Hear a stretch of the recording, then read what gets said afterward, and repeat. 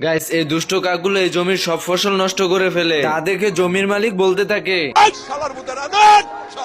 কিন্তু জমির মালিককে ভয় না পেয়ে আরো জমির ফসল নষ্ট করতে থাকে।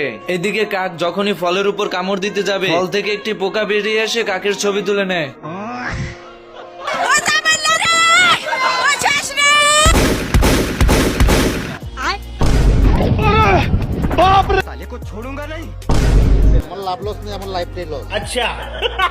এইদিকে কাকের এত উৎপাত দেখে দুটো বিদেশের থেকে কাকতারু আসে কাক তাড়ানোর জন্য। কাকতারু দুটোকে দেখে কাক চলে আসে মতিগতি বুঝার জন্য। আমার জন্য এটা কোনো ব্যাপারই না, কোনো ব্যাপার না। কাক তো সাহস দেখিয়ে কাকতারুর সামনে দিয়ে চলে যায়। এদিকে কাকতারু কাককে ভয় দেখানোর জন্য চলে আসে।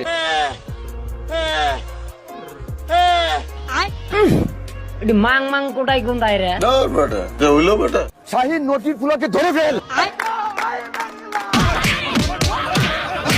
ওরা কি আমায় মার্ডার করতে চেয়েছিল?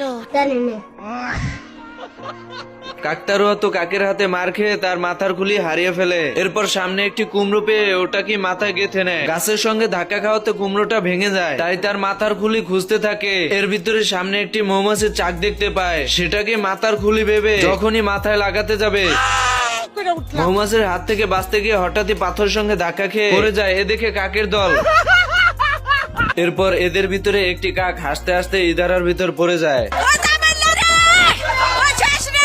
চান্দা দিব আরো বালা কইব ল অহানিকে 2-4টা ঋণ খেলা বিরে ধরি। কাকটাকে ইদারার ভিতর পড়ে যেতে দেখে কাকটারও দুটো কাককে সাহায্য করার জন্য ইদারার ভিতর নেমে পড়ে। পানি উপরে ওঠার সাথে সাথে কাকও উপরে উঠে যায়। কাককে উপরে উঠতে দেখে কাকের দল কাকটারোর কাছে গিয়ে বলতে থাকে, আমরা কিন্তু একটাও মানুষ না, তাহলে কি জানোয়ার।